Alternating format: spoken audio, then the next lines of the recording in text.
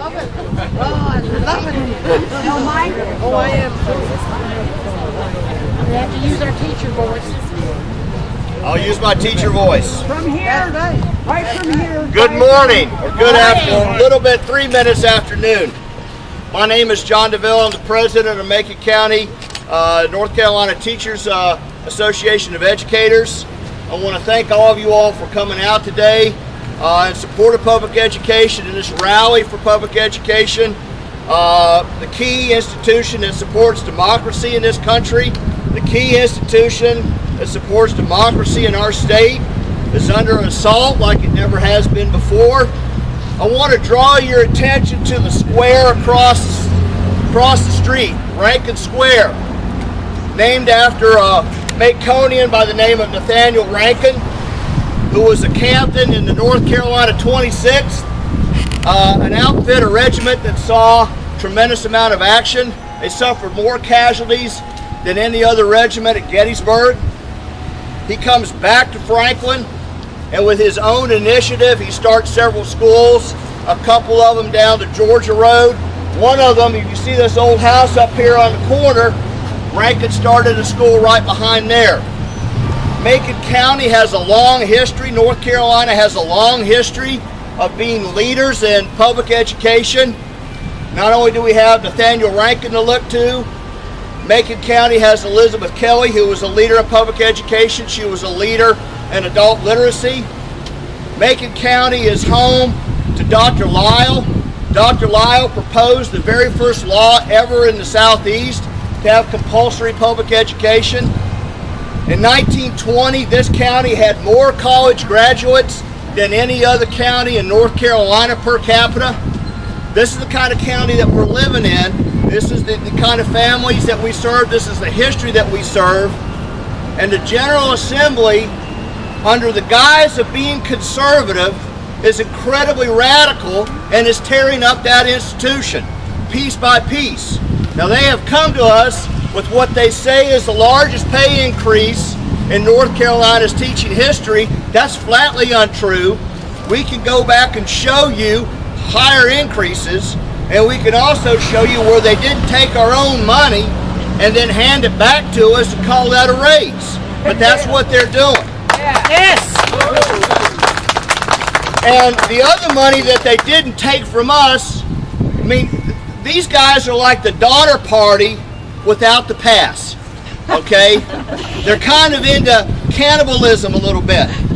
They first came to us with the proposal to give us a pay raise, but to do that, they wanted to get rid of teacher assistants. And they thought that we would really go for that. Yeah, get rid of these people over here that we all look down upon, take that money and we'll give it to you. Isn't that a great deal? And they thought that our values would be the same as theirs. And they're not.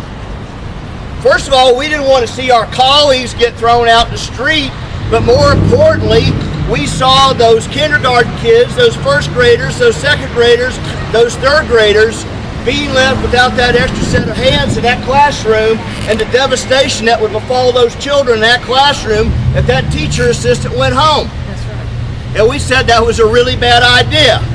And they finally got that message, but because they created this crazy tax scheme 2 years ago, again, under the guise of fiscal conservatism, they came, in which the governor promised was going to be revenue neutral. Well, it wasn't revenue neutral. They took away teachers' rights to deduct their school supplies. They took away all the families in North Carolina's right to go to whatever store they wanted to 2 weekends ago and get your school supplies tax-free. So we sent all that business down to Georgia. Thank you very much. They've taken away those kind of tax breaks for the working class, while they've given the top 10 to 20% in this state a huge gift. And they've acted like, well, okay, we don't have any money. Well, that's because you gave it away. That's right. And you said that you're going to take that money away because it's going to create jobs.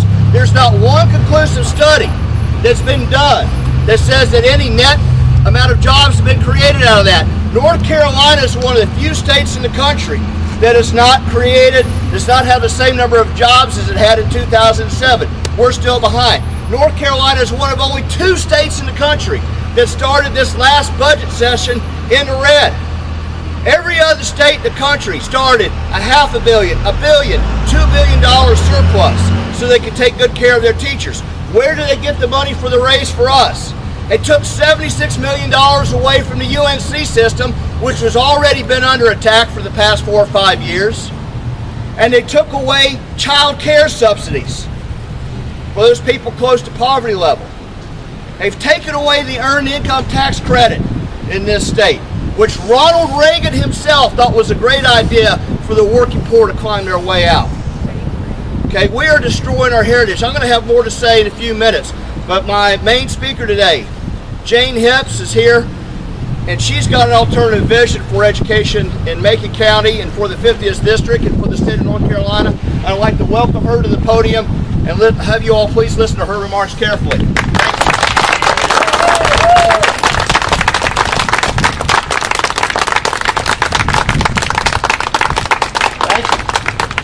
Thank you, folks. It's great to be here.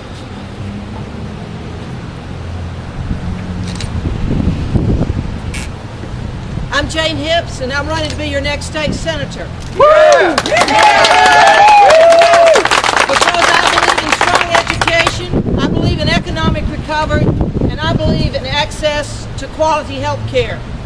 These are my 3 main goals because I know if we have an educated and healthy workforce and work together to secure capital and infrastructure for our region, North Carolina can and will move forward again. Yes. But you know, folks, any politician can stand up here and tell you the 3 things that they're fighting for, but the number 1 problem in our district is our current General Assembly in Raleigh. Yes. Yeah. The number 1 difficulty for us this afternoon in Macon County is that our voices have not been heard in the General Assembly. Who is speaking for us? Who is speaking for our teachers? Who is speaking for our children? Who is speaking for our working class families who are struggling to make ends meet? And who is speaking for you? I mentioned that I'm running for economic recovery and health care. But do you know the main reason I'm here? It's because I'm a teacher. Right. I'm an educator who saw the drastic changes in education take place last year, and it felt like a nightmare from which I couldn't awake. I'm 69 years old and not a career politician, and I threw my hat in the ring because our first priority must be the education for all of our children. You know, when I was doing my student teaching through UNC Chapel Hill, and I was teaching a biology lesson, and I'd finished explaining the concept, and I'd given them an activity, and I was walking around making sure that they understood, and this young girl kept saying over to me, over and over, asking me questions about it. About the 3rd or the 4th time, she said, I understand, in this big grin, and her face just lit up. And she punched the boy next to her, and she said, Willie, I understand. And Willie said, big deal. But as I walked away and I looked back, I saw that she was teaching Willie, and he was eager to learn. And that's what education is all about. You know, education is a beautiful process. We show up with lined papers and tracker keepers. We show up with pencils and erasers. We show up with little knowledge on a subject at hand, and we walk away with growing conceptual understanding and the skills for critical and analytical thinking that will move us forward for the rest of our lives.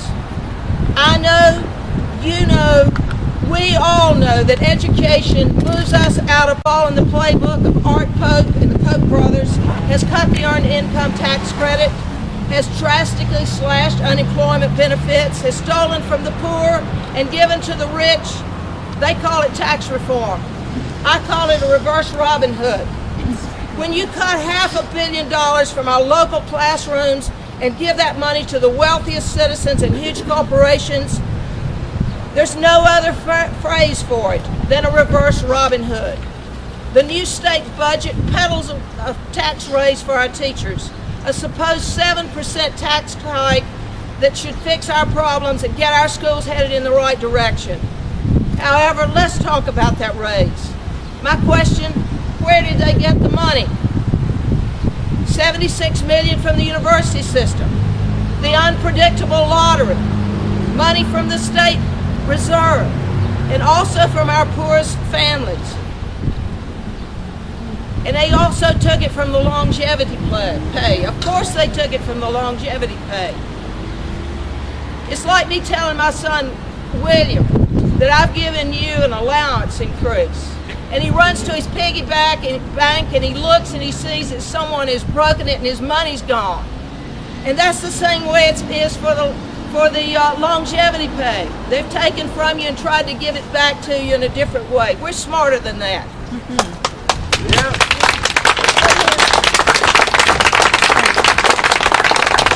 They've cut our teacher assistants. We still don't have enough money for textbooks, and they've cut our funds for at-risk student services. All of this is on top of the drastic changes they put into place last year. We're still 48th in the nation in per pupil spending, and we're still 46th in the teacher pay. In 2010, the New Yorker had an article about the John Snow race, in which it spoke about North Carolina being a state for sale. And the New York Times refers to what's happening in our state as demolition derby, a deliberate attack meant to push the social progress we've worked for back at least 50 years. And you know what? I've worked for progress. You've worked for progress. Quality education is not a Republican Party or Democratic Party value. It's the foundation on which we build our future. Education is not a partisan value. Education is an American value. And we're here. And I, for one, will stand with you and continue our work for this progress. Woo!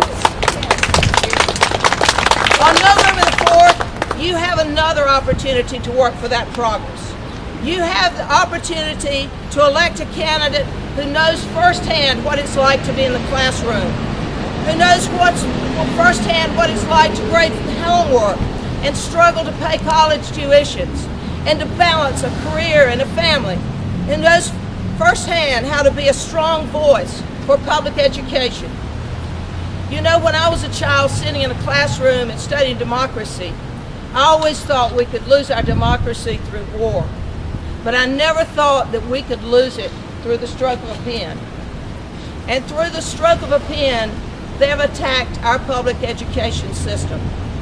We've watched as they've cut funding and rewarded us with fewer teachers, less instructional money, and removed salaries for advanced degrees. I've spent 38 years as an educator. I've been a lead teacher, a regional math and science instructor, and a school psychologist. I'm committed to being the strongest voice for education in the North Carolina State Senate. And I'm committed for the education for our children from pre-K all the way up to the university level. It's time to treat our students and teachers with the respect they deserve.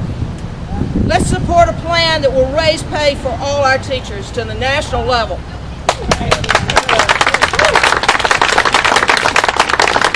Let's stop these handouts to the special interest groups and instead invest in our schools and children here in North Carolina. Yes.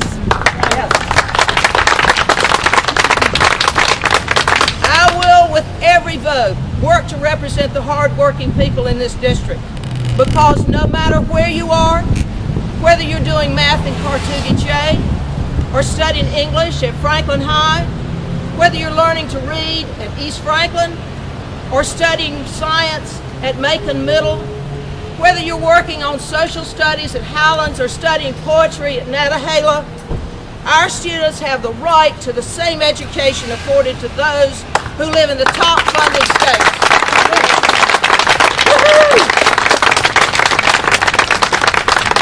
I have a vision for North Carolina. I have a vision that when I ask my grandchildren about the history of this state, when I ask them what they're learning in regards to the history of 2013 and 2014, They'll tell me that this was merely a blip on the radar screen. And then they'll open their history books and they'll show me picture after picture of our beloved Old North State. Sentence after sentence will be filled with reports of world-class public schools and teachers. Paragraph after paragraph will be overflowing with news about how our teachers and students here in Western North Carolina have the supplies they need, the textbooks they need, and the teacher assistants that they deserve. Pages after pages will announce that we're leaders in per pupil spending and leaders in teacher pay. And sections after sections about our students right here in Macon County will show how they've made lasting contributions to their community, to our state, to our country, and indeed even across the globe. And chapters after chapters will tell that they will tell to the world that we are indeed the land of the long-leaf pine, the summer land where the sun doth shine, where the weak grow strong and the strong grow great. Here's to down home, our Old North State.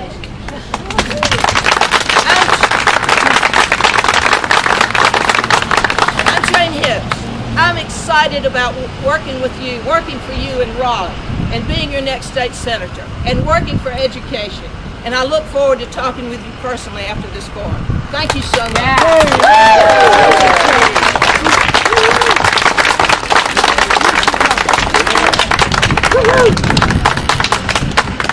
Now, if that doesn't get your blood going, you ain't got any. I'm looking out here into the crowd, and there's 3 people I have to name check because I think it tells us a lot as to why we're here.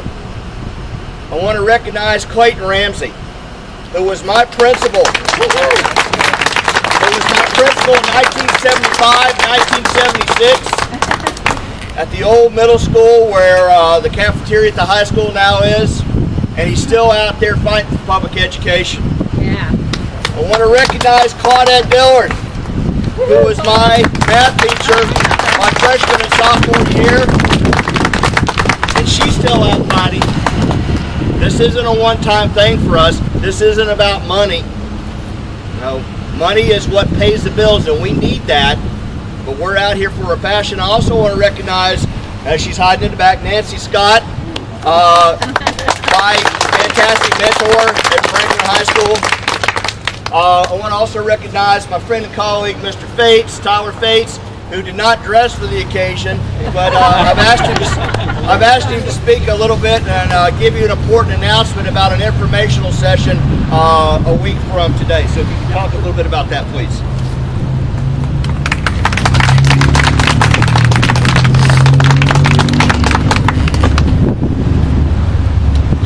Thanks very much. Mr. DeVille mentioned that our keynote speaker was not here on time, and so I would be doing the keynote. Oh, okay, a little bit louder here, okay. So anyway, I'm glad to be in the position not to give the keynote, just to give a few announcements here. Just real quickly, one other thing I wanted to mention. I was thinking back to one of our recent forums at South Macon Elementary, and many of you were there for that forum in which we had an opportunity to ask Dr. Davis some questions, Senator Davis. And just as a case in point, the issue of teacher assistants came up on a couple of different occasions here. And on one particular occasion, I asked Dr. Davis, you know, our teacher assistants, obviously they're providing tremendous value to our school. Don't you think that a continuing teacher assistant allocation is going to be vital for the continuing progress of our elementary schools? And Senator Davis said, well, depends on teacher assistant. I don't know. He said, my wife taught in the classroom. She taught 30 or 40 students without a teacher assistant. I said, you think your wife may have been more successful if she had one? He said, I don't know. It's an offense to Macon County. It's an offense to North Carolina. So keep those things in mind as we start getting into the election season. John also brought up another point. We're going to have a forum that's going to be sponsored by the League of Women Voters. That's going to be held this upcoming Wednesday at 7:30 p.m.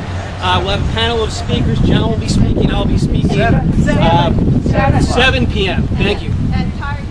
at the Tartan Hall, 7 p.m. at the Tartan Hall. Thank you very much. So we'll have a panel of speakers. We'll have many of our elected representatives who have been invited to come as well, along with candidates to give statements.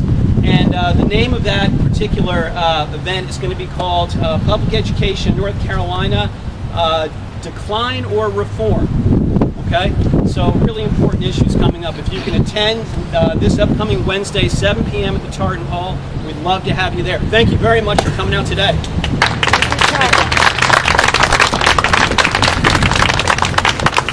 Just a couple more points, and I'll be glad to take questions from any of you all, including media, which I want to thank for coming out today to cover this.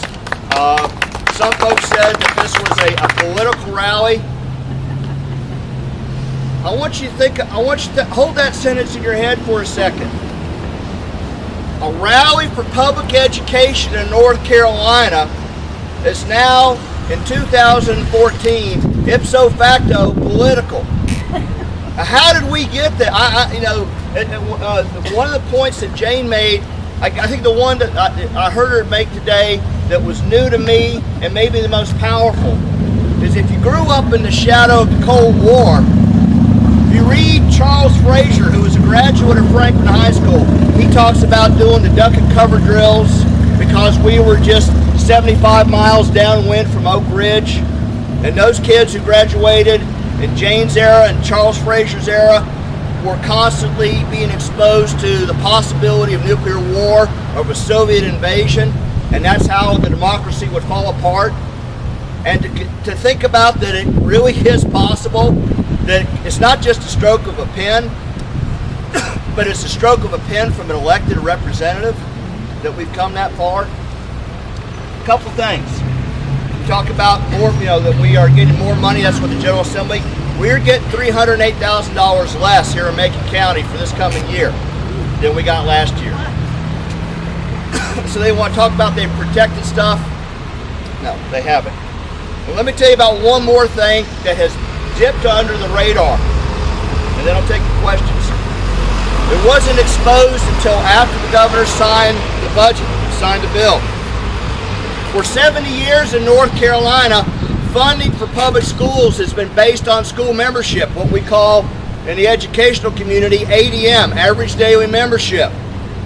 Some rascal, we're not sure who, slipped it into the budget excuse me, that funding for schools would no longer be based on ADM. Now, I'm not sure what it's going to be based on. They haven't indicated that. But what you have done is you have taken away the superintendent, the school board, central office's capacity to plan. You have taken away the county commissioner and the county manager's capacity to plan. We don't know how to plan revenue. What they're doing is they're shoving more and more of the responsibility, the financial responsibility, down onto the county if we want to maintain the quality. Now, we can turn a blind eye. We have that choice available to us. We can turn a blind eye and let the quality go down. But that's not what Nathaniel Rankin would have us do. That's not what Merle Dryman, who put this square over here, would have us do. It's not what Clayton Ramsey or Claudette Dillard or Nancy Scott would have us do. And I don't think that's what anybody here who's gathered here today wants to do. Any questions? Yes. Public education to put into private schools, or I think it's around $10 million right now for vouchers. There's no accountability. Those schools can be sectarian, which NCAE has sued as a violation of the First Amendment. But I would say maybe even more important than that is that we are held in public schools to all type of testing standards and everything, licensing standards. In these private schools, that doesn't exist. Yes? How many people are aware that a large number of the new schools opening this year, they're not only sectarian, they're Muslim? Over 28% of the schools that applied for charters and got charters are Muslim. Which I think is only, if we're going to fund sectarian schools, I think that's only fair. I don't think it's in the business of North Carolina taxpayers to be funding sectarian institutions. Other questions? Yes. How many teacher assistant positions do we lose this year and last? That number I can't tell you exactly. I went down a list at the last school board meeting, but here's the thing: with teacher assistant dollars, and this is one of the shell games that is played both in Raleigh and here a little bit here because of necessity. We've taken because they have cut teacher allotments to Macon County schools, along with all the LEAs in North Carolina. We've had to use teacher assistant dollars to pay for classroom teachers. So I can tell you we've lost 9 positions out at the central office and just general school, Macon County school employees, lost 2 at the high school. I'll give you one example. In Tyler's department, the English department, they had 10 teachers in that English department 6 years ago. They're starting this fall, the same number of kids with 7 teachers. Now you cut a department by 1/3, and it's an English department where you're trying to teach writing and you're trying to give critical feedback. You can't give the same quality of education to that kid. You can try, you can work a few more hours, but at some point you run out of candle. Any other questions? Yes, ma'am. I worked as a volunteer in Macon Middle School, and I know some of the students I had I was working with, teaching reading, etc., and some with social studies, they didn't have books in social studies classes. I want to know how many fewer books will there be this year? Because I said they cannot do Thank you for that question. Okay, North Carolina used to allocate somewhere north of 115 million or so a year for textbooks. It's been down there somewhere in the $15 million range for the last several years. They have graciously increased that to about 25 million. Now, it's gone up a little bit, but you've got 5 or 6 years of not getting anything. The reason we went to iPads at the high school is that the county commissioners gave us a one-time grant, gave Macon County Schools a one-time grant of $1.5 million to bring our technology up to speed. So what we're doing is we're papering over our textbook budget with iPads. There was a critical letter in the media a few weeks ago, wanting to know why we were getting iPads. Well, that's because they haven't given us any money for textbooks. This is a cheaper way, short term, it's a cheaper way for us to make do. It's not a great long-term solution. Yes? I met with Dr. Baldwin last week talking to him about the budget, and he showed me the figures that the people in Raleigh are trying to push computer-based education. They want to contract the teaching positions out to a company in Pennsylvania and remove the teachers and just have over teachers and kids with computers. I taught for 34 years. This year, I went to a school that shall remain nameless, presented a scholarship to a young lady who attends a computer-based program at that school. Has been for the last 3 years. I could not get any activities, logs on her. She was not involved in any community activities, top grades. After the presentation was over, I talked with her. She could not look at me one-on-one. She looked down at the floor. She could not answer questions. So after the meeting was over, I went to several teachers and I talked to them. I said, how many students do you have in this program? They go in at 8 o'clock, they come out for lunch. They go back in after lunch, they come out to go home. These kids are not learning how to be active in a living situation. So there's something more coming from Raleigh, and we have to be aware of that and start working against it. Our kids need teachers. I agree. Thank you.